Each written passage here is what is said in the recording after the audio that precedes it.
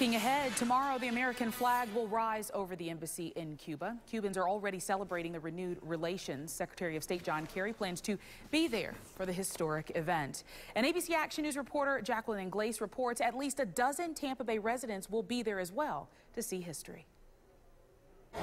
Heading out of the country, they'll be watching history in the making. So I'm just fired up about that. About a dozen Bay Area residents, just a few out-of-staters, are flying to Cuba. Right in front of the U.S. Embassy, there's like a zillion Cuban flags, all these flagpoles, because Fidel Castro didn't want to see even the embassies. That's changing. U.S. Secretary of State John Kerry is flying to Havana Friday to raise the American flag and formally reopen the long-closed U.S. Embassy in an effort to further normalize ties between the former Cold War foes.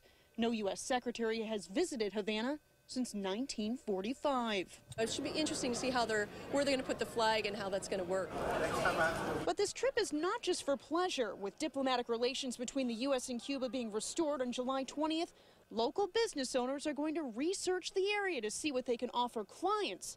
Like travel agent Linda McKinney. I'm going to, look at some hotels for my clients and check out the tours and, restaurants. The group is returning Sunday, and they say the American flag is not the only thing American that'll be left behind. The kids have soccer, they have baseball and these other things, but they haven't been exposed to American footballs. So they call me Lady Ball Foot because I gave out a bunch of footballs the last time I was down there, so I have another knapsack full of footballs to give out to the kids. In Tampa, Jacqueline Inglese, ABC Action News.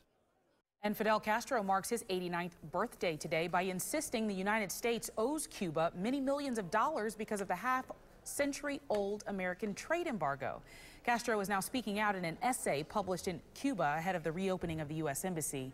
The trade embargo the United States slapped on communist Cuba in 1962, 3 years after Castro seized that area. And that's what we're still talking about now.